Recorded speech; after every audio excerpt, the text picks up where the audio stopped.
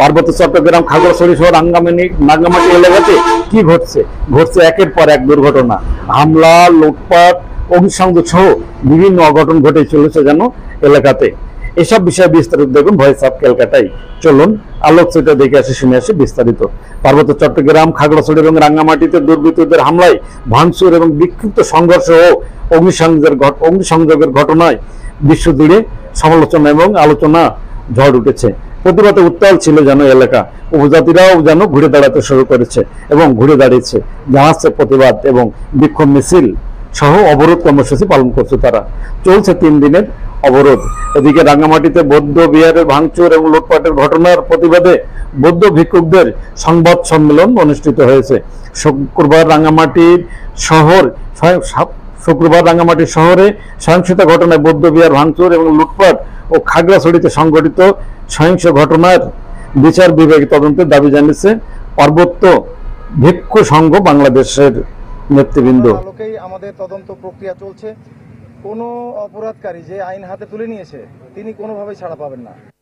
এ সময় বৌদ্ধ ভিক্ষুরা এসব ঘটনার সুষ্ঠু তদন্তের মাধ্যমে দোষীদের আইনগত ব্যবস্থা গ্রহণ করে পাহাড়ের সাম্প্রদায়িক সম্প্রীতি, স্থায়ী শান্তি প্রতিষ্ঠা এবং ধর্মীয় স্বাধীনতা নিশ্চিত করার দাবি জানানো হয়েছে।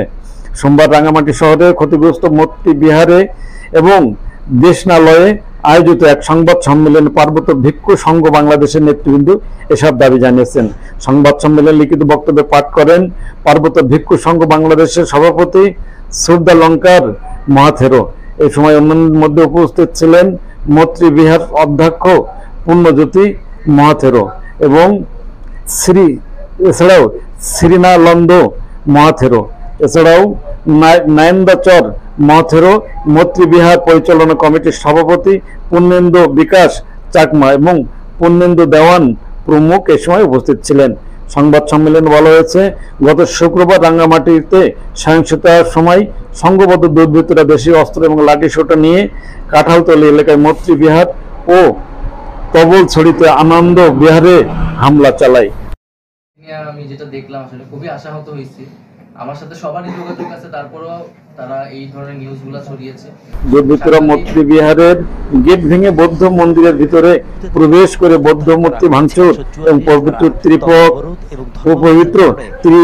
ত্রিপটক গ্রন্থ ছিঁড়ে ফেলেছে।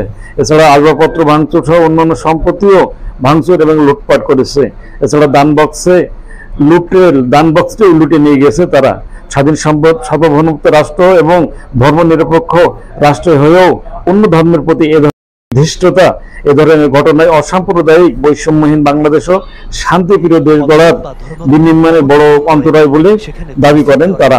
সংবাদ সম্মেলন থেকে রাঙ্গামাটিতে বৌদ্ধ বিহার ভাঙচুর, লুটপাট এবং খাগড়াছড়িতে সংঘটিত সহিংসতা ঘটনার বিচার বিভাগীয় তদন্ত দাবি করেছেন তারা।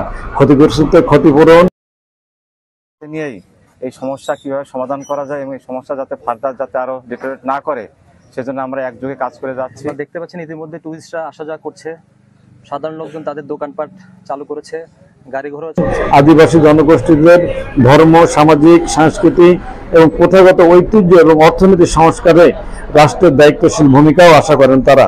পার্বত্য চুক্তির আলোকে পাহাড়কে গণতান্ত্রিক নিশ্চিত করা সহ 5 দফা দাবি জানানো হয়েছে। খাগড়াছড়ি রাঙ্গামাটিতে পাহাড়িদের উপর হামলা প্রতিবাদে ঢাকা 72 ঘন্টার অবরোধ কর্মসূচি সোমবার সন্ধ্যায় স্থগিত করা হয়েছে এবং সম্মতি ঘোষণা করেছে বিক্ষুব্ধ জুম ছাত্র জনতা এবং টানা 7 ঘন্টার এই অবরোধের অবসান হলো। অবরোধে খাগড়াছড়ি রাঙ্গামাটিতে অবরোধ প্রত্যাহার করে নিয়েছে বিক্ষুব্ধ জুম ছাত্র জনতা। এছাড়াও প্রশাসনের পক্ষ থেকে এলাকায় ব্যাপক ব্যবস্থা গ্রহণ করা হয়েছে। সেনা টহল সহ প্রশাসনের বিভিন্ন এজেন্সি শান্তি শৃঙ্খলা রক্ষা সহ পাহাড়ি এবং উপজাতিদেরও শান্ত থাকার আহ্বান জানিয়েছে। এছাড়া ঘটনার সাথে জড়িতদের অনুসন্ধানে মাঠে নেমেছে প্রশাসন। হ্যাঁ ভিউয়ার্স, আমাদের ভিডিওটি সম্পর্কে মতামত জানাবেন লাইক ও কমেন্টস করে। দেশ বিদেশের সব খবর জানতে, দেখতে, শুনতে, শিক্ষা, স্বাস্থ্য, যোগাযোগ, ভ্রমণ, বাণিজ্য ও বিনোদন সহ বিভিন্ন বিষয়ে সবার আগে সব প্রতিবেদনটি দেখুন ভয়েস অফ ক্যালকাটায়।